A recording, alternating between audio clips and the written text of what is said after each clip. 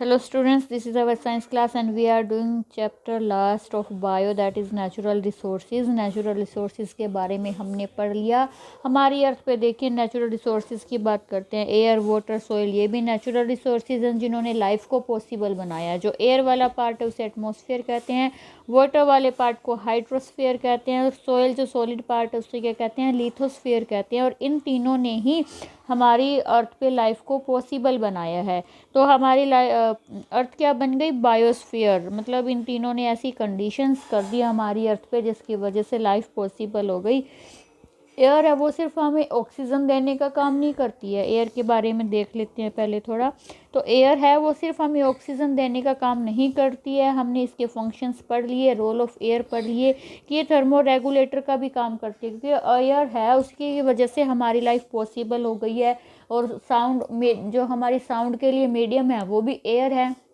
अगर हम मून की बात करें जहाँ पे एयर नहीं है, एटमॉस्फेयर नहीं है, तो वहाँ का टेम्परेचर हमने देखा था रात को कितना हो जाता है, -190 या 200 डिग्री के आसपास हो जाता है. और दिन में ये उतना ही हाई हो जाता है जो लाइफ को इम्पॉसिबल बनाता है. दूसरा, अगर वहाँ पर नहीं है तो एक दूसरे की बात को भी नहीं सुन सकते, है ना. तो एयर का बहुत सारे वर्क हैं, सिर्फ रेस्पिरेशन ही वर्क नहीं है. फिर आता है पोल्यूशन. पोल्यूशन क्या है, अनडिज़ायरेबल चेंज होते हैं, चाहे वो नेचुरल से हो या फिर ह्यूमन मेड एक्टिविटीज़ हो. तो पोल्यूशन चाहे वो एयर का हो पोल्यूशन, चाहे वाटर का हो पोल्यूशन, चाहे सॉइल का हो, क्या होता है, undesirable changes in air, in water और in soil that make them unfit for us. जो हमारे लिए उन्हें हार्मफुल बना देते हैं उन्हें क्या कहते हैं, पोल्यूशन कहते हैं. ठीक है.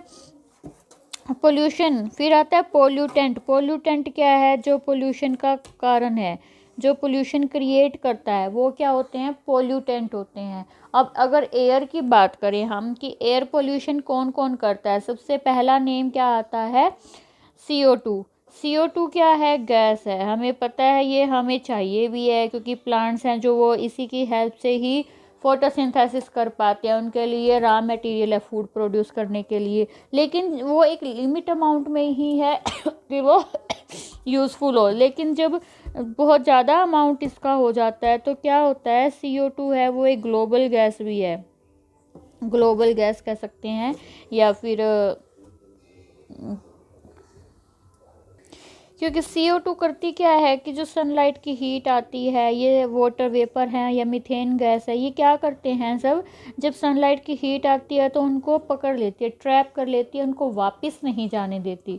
ठीक है. तो CO2 जब ज़्यादा होगा तो क्या होगा, टेम्परेचर अर्थ का बहुत ज़्यादा हो जाएगा क्योंकि वो ज़्यादा सनलाइट को ट्रैप करेंगे और वापस उसे जाने नहीं देते, जिससे क्या होता है, ग्लोबल वार्मिंग होता है. और ग्लोबल वार्मिंग अगर हो गई तो क्या होगी, सारी जो बर्फ़ है, आइस ग्लेशियर्स हैं या पहाड़ों पर जो बर्फ़ है वो पिघल जाएगी, जिससे क्या होंगे, जो लो लाइंग एरिया है, जो नीचे स्थित है उनके पहाड़ों के आसपास के हैं, सी लेवल इंक्रीज़ हो जाएगा, रिवर में पानी ज़्यादा हो जाएगा, तो क्या होगा, बाढ़ आ जाएगी. और कम से कम 30 कंट्रीज़ ऐसी हैं जिनमें बाढ़ आ जाएगी अगर ऐसा हो गया, है ना. तो इसलिए CO2 का लेवल, ऐसी एक्टिविटीज़ फॉलो की जाती हैं कि जिससे CO2 कम रिलीज़ हो. नेक्स्ट इज़ नाइट्रोजन ऑक्साइड और सल्फ़र डाइऑक्साइड. ये क्या है, दोनों. नाइट्रोजन आपको पता है 78% है, लेकिन बहुत सी एक्टिविटीज़ ऐसी हैं या व्हीकल्स ऐसे हैं, एग्रीकल्चरल एक्टिविटी ऐसी है जिनसे NO2 और SO2 निकलते हैं, नाइट्रोजन सल्फाइड और सल्फ़र डाइऑक्साइड निकलते हैं. ठीक है. ये क्या करते हैं, वाटर के साथ मिक्स होके क्या बनाते हैं, ये तो नाइट्रिक एसिड बना लेता है और ये सल्फ्यूरिक एसिड बना लेता है. और ये जब बारिश के साथ नाइट्रिक एसिड और सल्फ्यूरिक एसिड जब वापस आते हैं तो ये क्या करते हैं, उस एसिड बन जाते हैं और वो एसिड वाटर में होगा तो उसे क्या बोलते हैं, एसिड रेन बोलते हैं. और ये एसिड रेन बहुत ही हार्मफुल है, इवन बिल्डिंग्स के लिए भी हानिकारक है. अगर हम ताजमहल की बात करें तो वहाँ पे एसिड रेन आती है और वहाँ पे क्या हो गए, येलो पैचेस हो रहे हैं उस पर, या फिर छोटे छोटे होल्स हो रहे हैं, मतलब उसे जंग लग रहा है, कोरोजन कर रही है, वो बिल्डिंग को बिल्कुल ख़राब कर देंगे. और अगर हम पर गिरती है, ह्यूमन बींग्स पे या लिविंग थिंग्स पे है, तो वो स्किन कैंसर, स्किन की बहुत सारी ठीक है, डेथ कोज कर सकती है ये। फिर है CFC, क्लोरोफ्लोरोकार्बन, कहाँ यूज़ होते हैं, रेफ्रिजरेटर वगैरह में कूलिंग के लिए यूज़ होते हैं, ठीक है। जब ये रिलीज़ होती है तो ये क्या करती है, ओजोन लेयर, O3 होती है ओजोन, ये ओजोन करती क्या है, सनलाइट की अल्ट्रा वायलेट रेडिएशन को एब्जॉर्ब कर लेती है, उन्हें अर्थ तक नहीं आने देती, क्योंकि अगर अर्थ पे आती हैं तो ये भी बहुत ही हार्मफुल है। तो जो CFC है वो क्या करती है, उस ओजोन लेयर को डिप्लेशन कोज कर रही है, मतलब उसमें होल कर रही है या उसे पतला कर रही हैं, जिससे अगर अल्ट्रा वायलेट रेडिएशन हम तक पहुंचेगी तो हमें बहुत ही नुकसान होगा।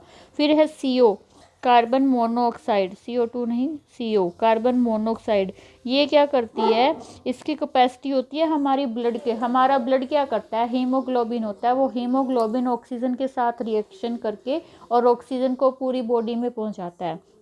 लेकिन उसकी जगह अगर कार्बन मोनोऑक्साइड रिएक्शन कर लेती है हीमोग्लोबिन के साथ, वो हीमोकार्बो मोनोऑक्साइड बना लेते हैं, और अगर वो हमारे पूरे बॉडी में ट्रांसफ़र होती है तो क्या हो सकता है, ऑक्सीजन की कमी से हमें पैरालिसिस भी हो सकता है या फिर डेथ भी हो सकती है। तो बहुत ही हार्मफुल है ये भी क्या है, गैस, एयर को पोल्यूट करने वाली गैस है, ठीक है।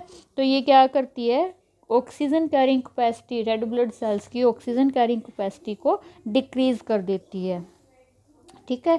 ये पोल्यूशन के कारण भी आ गए, कॉजेज भी आ गए और उनके इफ़ेक्ट भी आ गए यहाँ पे, ठीक है। ऑर्गेनिक मैटर को डिकेइंग, जो ऑर्गेनिक मैटर है वो अमोनिया गैस रिलीज़ करता है जो एयर को पोल्यूट करता है, या वोल्केनिक इरप्शन है जिसमें टॉक्सिक गैसेस निकलती हैं तो वो क्या करती हैं, वो भी पोल्यूट करती हैं। पोल्यूटेंट वेपर्स है जैसे हाइड्रोकार्बन्स है, कैटल डंग जो हम जलाते हैं, कूड़ा करकट, उससे जो निकलता है वो भी पोल्यूट करता है। तो बहुत सारी चीज़ें हैं जो एयर को पोल्यूट करती है, हमने उनके इफ़ेक्ट भी पढ़ लिए। अब विंड रहता, अगर आपकी बुक के टॉपिक देख रहे हैं तो वहाँ विंड रह जाता है। विंड क्या है, मूविंग एयर को क्या कहते हैं, विंड कहते हैं, ठीक है।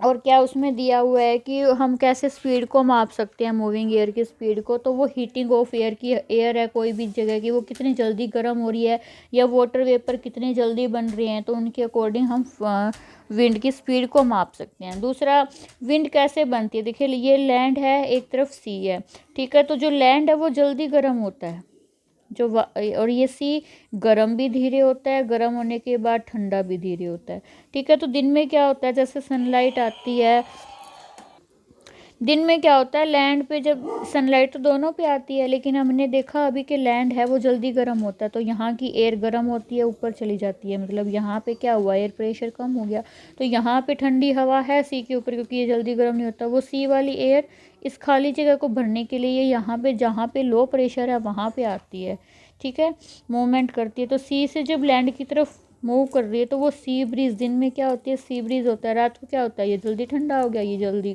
ठंडा नहीं होता है, ठीक है।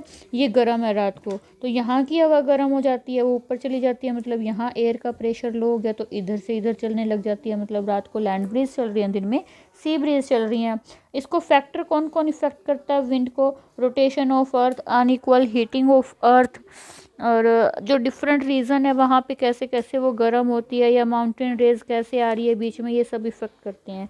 उसके बाद रेन सबको पता है कैसे आती है, कि वाटर का इवेपोरेशन होता है, इवेपोरेशन के बाद वो जैसे ही हाई जाते हैं, क्लाउड्स बन गए, जैसे जैसे वो ऊपर जाते हैं टेम्परेचर कम होता है तो वो ठंडे हो जाते हैं, ठंडे होने पर वो क्या करते हैं, पानी बनेगी, भाप है जो, वो क्या बना लेती है, ड्रॉप्स बना लेती है। जो ड्रॉप्स है वो हैवी हो जाती है तो वो नीचे गिरने लग जाते हैं, जैसे हम क्या कह रहे हैं, बारिश आ गई, ठीक है।